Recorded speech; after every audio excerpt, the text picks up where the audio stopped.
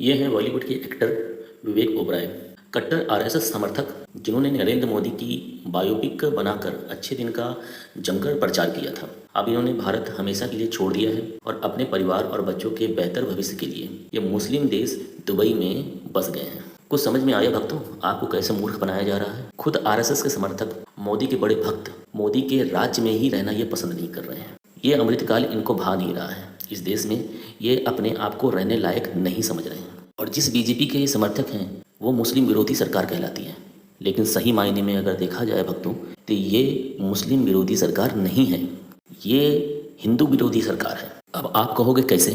तो वो ऐसे भाई कि देखो, हमारे हिंदू भाई के लोग, उनके बच्चे अच्छी शिक्षा प्राप्त करके किसी अच्छे कॉलेज में एडमिशन लेना चाहते हैं, अच्छी जगह नौकरी करना चाहते हैं, प्राइवेट ही सही लेकिन एक रेपुटेड ज़िंदगी जीना चाहते हैं। सरकारी नौकरी की तैयारी ज़्यादा से ज़्यादा हमारा हिंदू समाज का युवा करता है। वो चाहता है कि हमें कहीं ना कहीं सरकारी नौकरी में सेटलमेंट मिल जाए, पर इन्होंने तो सरकारी नौकरी ही खत्म कर दी ताकि एससी और ओबीसी समाज के लोग उसमें कोई आरक्षण ना ले पाएँ। तो आप समझ में आ रहा है, ये आरक्षण के खिलाफ है, यानी कि ओबीसी और एससी फिर उसी पायदान पे आ जाएं जिस पायदान पे ये पहले थे, यानी जनरल लोग इन लोगों को नौकर बना के रखें।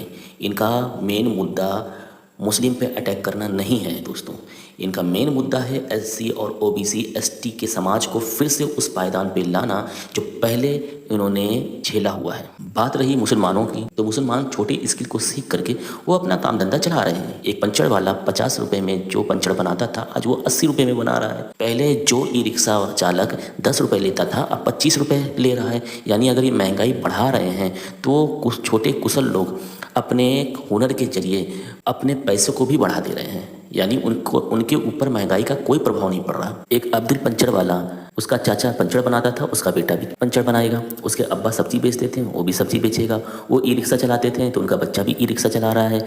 इसी तरीके से इनका जीवन जैसे पहले चल रहा था वैसे अब भी चल रहा है, बल्कि अब और बेहतर चल रहा है क्योंकि इन्होंने महंगाई के अनुसार अपने पैसे को भी बढ़ा दिया है। तो प्राइवेटाइजेशन का, महंगाई का, बेरोजगारी का, अशिक्षा का इन मुसलमानों पे तो कोई प्रभाव नहीं पड़ रहा है, क्योंकि ये पहले से ही न सरकारी नौकरी पे ध्यान देते थे, न किसी रेपुटेड प्राइवेट संस्था पे जाने का मन बना रखे थे। ये पहले ही या तो सऊदी, दुबई या फिर किसी मुस्लिम कंट्री में कमाना जानते थे, या फिर अपने इंडिया में भी रहना चाहते थे तो अपने किसी स्किल के द्वारा अपना जीवन व्यापन चलाते थे। ये पढ़ाई लिखाई से थोड़ा सा दूर ही हट के चले हैं। लेकिन हमारा हिंदू समाज का युवा हमेशा से तैयारी करने के लिए सोचता रहा, पढ़ाई के लिए सोचता रहा कि हम या तो सीसीए करेंगे या सीए करेंगे या कहीं एसएससी में जाएंगे, पुलिस में जाएंगे, रेलवे में जाएंगे, बैंकिंग में जाएंगे।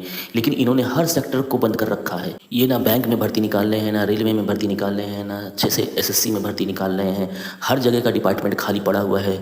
जो सरकारी संस्था है उसे भी प्राइवेट में विलय कर दे रहे हैं ताकि एससी ओबीसी के बच्चे सही से नौकरी तक ना कर पाएँ। और हमारे हिंदू समाज के लोग ना पंचर बनाते हैं, ना रिक्शा चलाते हैं, ना अन्य छोटा मोटा काम करना पसंद करते हैं। वो शिक्षा के द्वारा आगे बढ़ना चाहते हैं, लेकिन इन्होंने वो सभी रास्ते बंद कर रखे हैं। तो आप ही बताइए दोस्तों कि किसके हित ऐसी हैं, एक हिंदू समाज का या एक मुस्लिम समाज के? इनके अधिकतर समर्थक और इनके नेता अधिकतर दुबई में, फ्रांस में, इटली में और कई अन्य विदेशों में अपने घर बना रखे हैं, अपना ज़मीन खरीद रखा है। यानी कि यहाँ पे अगर कोई भी बवाल होता है या यहाँ पे बहुत गिरी स्थिति आती है तो ये तुरंत इस देश को छोड़ेंगे और छोड़ के किसी अन्य देश में चले जाएंगे और आपको, हमको इस भुखमरी में छोड़ के जाएंगे जहाँ पे इन्होंने देश बर्बाद कर चुका होगा, देश की ऐसी की तैसी कर चुकी होगी। क्योंकि ये शुरुआत है दोस्तों, देश अभी भी सुधर सकता है। इंतजार ना करें कि ये लोग देश को और बर्बाद करें। ऐसी सत्ता को हमेशा के लिए उखाड़ फेंकें जो हमारे समाज को उभरता हुआ नहीं देखना चाहता। ये जिस मुसलमानों का विरोध करते हैं या इनके पार्टी के कार्यकर्ता विरोध करते हैं, उन मुसलमानों का इन्होंने कुछ भी नहीं बिगाड़ पाए हैं। वो अच्छे से अपने धंधे को चला रहे हैं, अच्छे से काम कर रहे हैं, अपना जीवन बिता रहे हैं।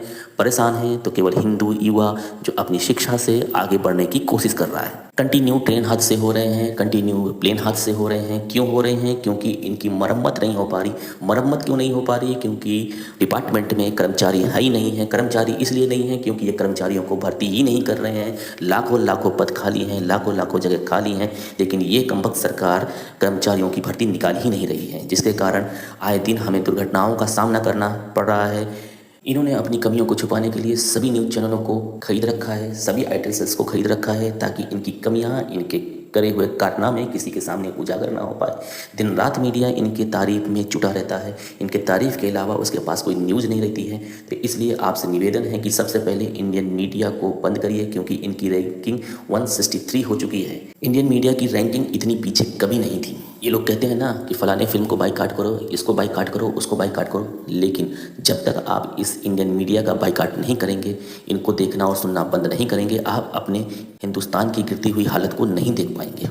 नहीं तो समझिए, ये विवेक ओबराय अपना जीवन दुबई में क्यों बताता। अगर इंडिया इतनी अच्छे अमृतकाल से चल रही है तो इंडिया में रहना क्यों नहीं पसंद कर रहा है। एक मुस्लिम कंट्री में जाके बसने का क्या मतलब है, जबकि ये आरएसएस और बीजेपी का बहुत बड़ा समर्थक है। लेकिन सच्चाई इसे भी पता है कि क्या आरएसएस कर रही है और क्या बीजेपी कर रही है। इसीलिए अपने आप को सेफ किया और अपने आप को दुबई में शिफ्ट किया।